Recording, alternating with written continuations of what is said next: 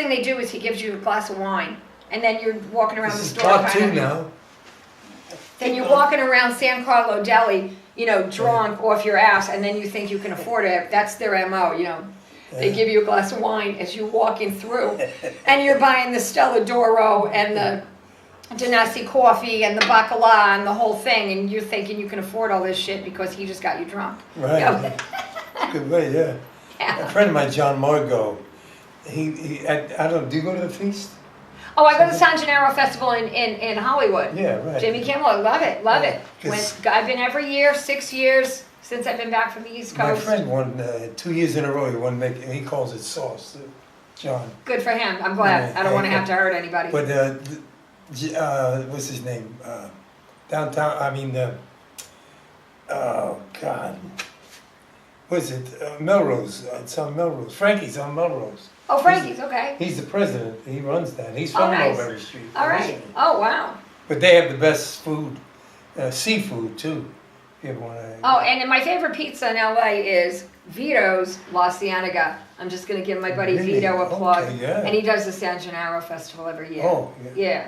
Yeah, that's kind of. Mazzarino's here in North Hollywood, good too for Chicago style stuff. If you like the Chicago Italian. That's like a deep dish. Yeah, It's the almost like Chicago, Sicilian. because the Mazzarinos are from Chicago, and they're Chicago Italian food with the beef and the dip and the thing, and the, you know, I'm not from Chicago, but it's very good, and I know the people that are from Chicago. It's that love almost it. like Sicilian because it's a thick pie. Yeah, it's a thick, and then they do the beef dip, which I don't even know what they call it. We make steak pizziola, I don't know, it's like a different thing Oh, really? that they do in Chicago, but that Mazzarino's does it, and it's very good.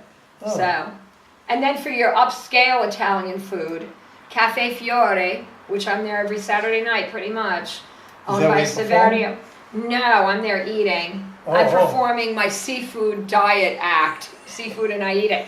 They're from Italy. It's very upscale Italian food. It's Where are very they at? nice. Cafe Fiore is on Oxnard Street in Woodland Hills between Topanga Canyon and Canoga Avenue. Oh. And it is beautiful. And they do this fire oven, this brick Brick oven Oh, so fire when they make the bread. pie, It's they like make a it in- flat- yeah, oh, it's the bread's incredible. gotta be really But good. really, like your ossobuco and your really, really delicious Italian food like you've never had before. And Severio gives, the owner and the chef, he gives lessons on Italian cooking once a month, and he does all the cooking. They're pretty incredible if you're looking for a really not cheap, but not the most expensive. But, don't go to Kate Mandelini's, don't go to the Olive Garden, don't go to those places. God, They're not no. authentic in the least. Cafe Fiore is very You authentic. gotta find a good Italian place. Yeah. And that's the one, well, I know Frankie's, that's why, I always recommend them. Yeah. Always. I'm going to have to try them too. The seafood there is, well, years ago, Yeah, it was that's really important. great when they could have the piano. And actually, Joe Pesci used to be there all the time. And I remember, what's her name? Oh, God. They used to sing at the piano. Every Italian from New York would always go there. Still Nice. does. Yeah. All the sopranos and all the wannabes and, anyway. You got Joe Tenti from Arthur Avenue. Nice. He was part owners for a while there. And that's Did Joe Pesci? Because Little Joe sure can't sing. Remember that CD? Sure, right. I love him. I was just in Belleville, New Jersey 2 weeks ago. I went home for a little bit. We went and had lunch in Belleville. And He was a major D at my cousin's restaurant on Arthur Avenue. oh, how cute. Yeah, How cute is that? and way back, yeah. Wow. It's amazing how. And then I went to see Jersey Boy. I saw it in one Jersey. week I later. saw it in Newark with my mom and dad. Yeah, I it was thought it was- awesome. Fantastic. I thought it was, Clint Eastwood just blew me away with his direction and that.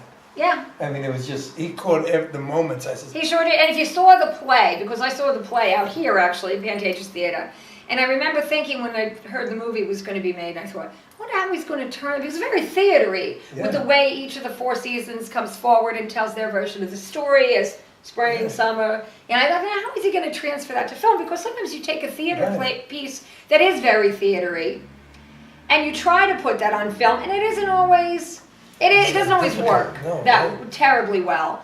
And I was just blown away, and I don't want to be a spoiler because I want everyone to see the movie. Yes. I actually auditioned for the part of the coat check girl, and I didn't get it. But my mom said the woman that yelled out the window for him to shut the hell up, my mother said, now why didn't they give you that role? I said, I don't know, you know, Well, Clint, I don't know. It's a game of luck. You know, Well, you get in there. I had an it is. agent who wanted me to do a Clint Eastwood movie years ago. She says, because I know if he meets you, he's going to love you. Right. It never worked out. But Well, I think you get the parts you get, and it's all meant to be. And certainly we've all seen, and Jersey Boys isn't one of them, but we've all seen films where you think, why did they hire that person to play? Yeah, that doesn't work. A lot of them. A lot of them. But you know, it is what it is. Especially- You just gotta keep going and hope that the right parts, or pray that the right parts find you and that you make the most of them. Well, you got to do what you're doing. And my cousin Camille Solari, who just had a baby girl, Charlie. Congratulations again. She does the Comedy Store like on Sundays. Yeah. You should hook up with her. Yeah. And she did it because that's where the work is. That's where they're hiring now. Yeah. For television, films, they go Sure. into the comedy clubs. And then I have a hard time doing stand-up anymore because I'm in my late 40s. I get tired. You know, by 10 o'clock at night, I'm like, Oh. and then I have this disgusting habit in that I like to pay my bills and keep a roof over my head and eat at least 3 times a day. And stand-up doesn't really pay anything. No, huh? You know, and it does, I think, after you're on a roll. I have a very good friend, an excellent comedian, Jimmy Della Valle. And, you know, somebody like Jimmy, he's in a different city almost every night, and, you know, he travels all over. I can't really take that anymore, so I'm doing more comedic acting. But I just went to see my friend Barry Keller, Mr. Comfortable, perform Saturday night.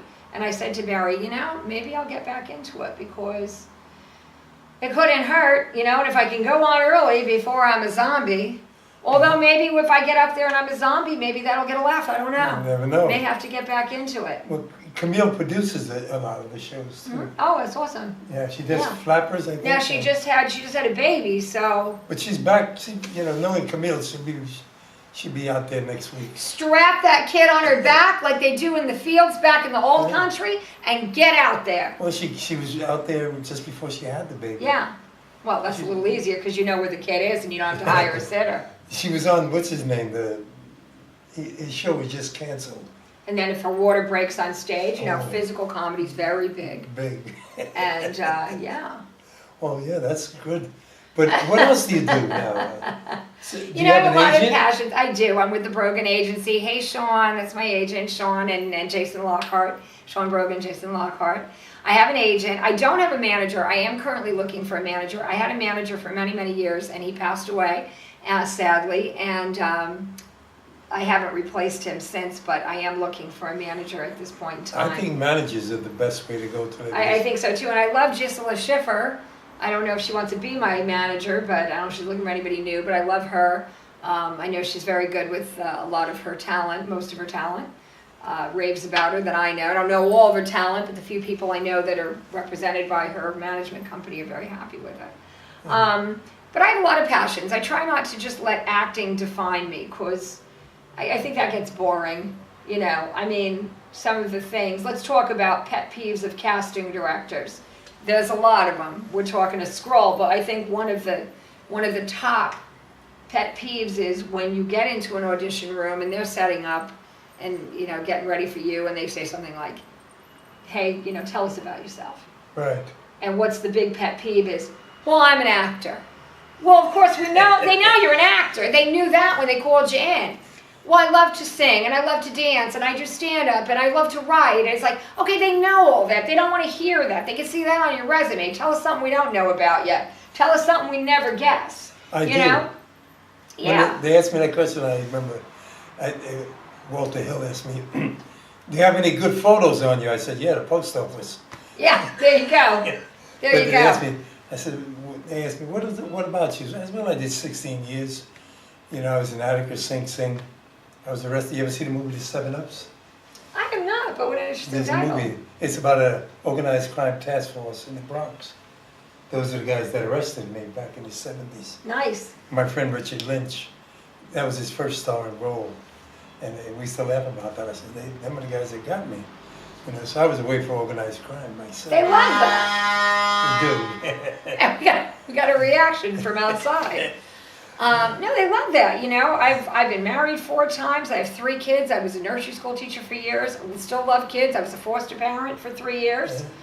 And now my passion is dogs. I have dogs. I work 4 days a week for a group of veterinarians, which, you know, it's a passion. I make money, and they're very flexible with me for going out auditions and getting jobs and stuff like that. In fact, I was recently on Tosh.0, and everybody in my office was like, "Oh, when's it going to be on?" You know, they're all my biggest fans, and that's great. So, you know, I have a lot of passions in gardening and family and all the, you know, blah blah blah, fashion, of course, and yeah, and because I've lived through 2 really tumultuous relationships. One, it was very abusive and very sad. And my first marriage, my first husband sadly came down with mental illness, and he's still alive, and he's been taken care of for many years because his mental illness is that bad, you know, and people don't ask for that, and there really is there's treatments, there's management programs, but there's no cure for it. And so I have, you know, 2 charities that I work with for abused women and children, and then for mental illness to help people get back on their feet if they can. You want to say their names? Haven House, which is the Abused Women and Children Foundation. Ronald McDonald House is quite good too. I actually had to go there. Either of those are terrific foundations that help women and children who are in abusive situations and help them, you know, get out of the situation, get back on their feet, blah, blah, blah. Haven House helped me a lot. Salvation Army helped me a lot. Those are wonderful organizations. And then as far as helping the mentally ill, there's so many, I can't even name them all, but if I see something, you know, I tend to donate, or just donate my time if that's all that you can do. Right. Salvation Army too is always good because they'll help anybody, and you don't have to be, you know, I'm Catholic and I'm still Catholic, but you don't have to be a Christian necessarily for the salvation. Yeah, see, I got all the St. Anthony. Oh yeah, I got the cornicello, and I got to ward off the malocchio any way I can. Yes. And then I got, you know, the. Someone gave you that, yeah. right? The horn. This was my aunt's. Yeah, it was my ZNA. People don't realize that you can't buy that yourself. No, it has to be given to you as protection. Yeah, yeah. I have like 3 of them too. I want to watch. I'm covered on all the bases. But yeah, and of course, and because I love animals, the ASPCA is another charity that I like to work with. I think they're fabulous. Or any dog rescue, animal rescue foundation is a good one, you know. Do that. Actually, this Friday I'm going to the courthouse here in Van Nuys. There was some guy that beat up a dog. I forgot the name. Yeah. And they're having a rally there. Good. And then I'm going to show up. Are they rallying up people to go beat his ass now? Well, I hope so. Yeah, I'd show up for that. You know, I'd bring friends. Yeah, you know, I mean, in the old days you could do that. You know, I mean, there was a time when. Now you just have to let the courts take care of it if they'll take care of it. But anything that has to do with animals, children, women who are getting beaten up, especially when the downtrodden. When I see a woman and I see, you know, like on television, and a woman's getting beaten and stuff, and they're so helpless. They are. I have no respect for any man that, you know, would ever touch a woman. Well, and people's idea, you know, is I remember going to the hospital and I had, you know, my face was bleeding and my shoulder was broken, and the lady said to me, the nurse at this hospital says to me, "I don't understand women like you. Why don't you just get out?" And it's like, well, that's easy for you to say. I am trapped here. I have 3 children. I don't have anywhere to go. I don't know anyone out here. Like I said, that's why I donate to places like Haven House or Ronald McDonald House that help women to get out of that situation and rebuild their lives. Because people, I hear that, that's a terrible statement when people say, why don't you just get out? It's usually people that can afford to get out or are not in an abusive relationship. They don't understand that. I mean, they don't. Well, the other question is, why did you get involved with somebody like that? Yeah, well, did you think that I thought he was like that when I met him? Yeah, you sure about that? Because I wasn't. You know, they're always best foot forward, and they're what I call white knighting you. This guy was a lawyer that I was with, so believe me, he knew how to behave. You know, the first part of the relationship had me fooled the first time. So, last time too. And now I'm with someone 15 years who's incredible and good to my kids and just an amazing person. Yeah. Okay. Yeah. So he's not Italian. He's not. He's Irish and Norwegian. Wow. Isn't that a cute combination? The Irish and a little bit Greek. Nicky the Greek. Nicky the Greek. Nicky the Greek, who isn't really Greek, but he looks Greek. The Irish and Italian, they always fought, but they always married. Isn't that true? And see, my first husband was 100% Greek. And that is not a good combination out there. I have beautiful children who are Greek and Italian. I bet you they are. But that is the most combustible, awful relationship of fighting individuals is Greek and Italian. Oh, yeah. It is horrible. I can believe it. It is horrible. My first love was a Greek woman. Yeah, it is not. Great lovers, but don't marry them. Do not. Yes, great. Do not marry them. In fact, my brother is going through divorce right now, and his soon-to-be ex-wife is. That's how I met her. I worked at the Tiffany Diner on Route 17 in Ramsey. Oh, no, yeah. The Tiffany Diner, and that's not where I met my first husband. I actually met him at Dunkin' Donuts on Route 17, which I also worked there. But yeah, don't, they're great lovers, but your greatest lovers, just stay lovers. Don't get married. It's not a good pairing. I don't know. And then as far as having good-looking kids, my son is very hairy. My daughters are not, thank God, and none of them are unibrows. My son a little bit, because you put that Greek and Italian together, you're talking. The mustache, the widow's peak, the sideburns, the hair on the back, the hair on the chest, and these are the girls. Okay? Seriously, my big fat Italian wedding of my cousins, I've never kissed so many. She married an Armenian. I've never kissed so many women with mustaches. The Armenian. Between the Armenian and Italian, don't do that, Italian ladies either, or Armenian ladies. Don't marry Italians because you're going to have a child that looks oddly like Magilla Gorilla. And I don't mean that in the fun cartoon way, okay? Just, But I lucked out. My girls are not hairy. My son is the hairy one. And are they in the business or want to be? No, I'm so proud of my children. They are not. My oldest daughter, Carissa, works with me at the vet place, the National Veterinaries and Associates. And she is going back to school to get her degree in anthropology. In January of next year. And my son is majoring in biology, so all science, these kids.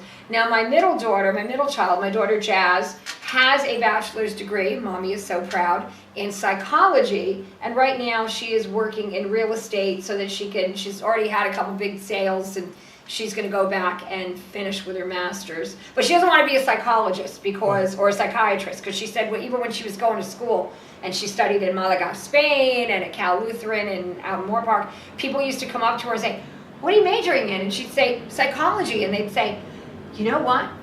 I have this really weird dream, and I keep having this dream. Tell me what this means." And she was like, "Ma, I so do not want to do that for a living." But, my kids are all incredible. They're my biggest fans, my biggest supporters. When I was on Touch.0, I was my son's, big hero for like a week. But no, they've seen me struggle, and they're all creative. My oldest daughter has a band and she sings. My younger daughter has modeled, and she's very creative and very outgoing, very funny.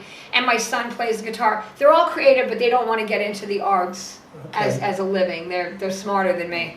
No. Sometimes I wonder that too. Why get in a business where 90% of it is looking for work. Absolutely. No, but I think that I think it's something for you and I, and for most actors, it's something that we have to do. Isn't that what Vincent Price said? Yeah. You have your actors that want to act, and you have actors that have to act. And I think that's, every time I took a 5-year sabbatical to raise my kids, knowing that when I was, at 40, I could get back into it when my son graduated high school in 2006, 2007, which is what I did. It just made the 5 years I was working behind the scenes. I was learning, by the way, an enormous amount about the business that I didn't know, which was incredible, because I think it's good to have that balance to know sort of how everything, the wheels, turn and work in this business. But it made my conviction stronger when I got back into acting in 2007 and made my commitment to it stronger. And because I realized taking a sabbatical, and I knew I was just taking a break. There's Pinocchio out there. Right, hummingbird, I call him Pinocchio. Oh, you do? Okay.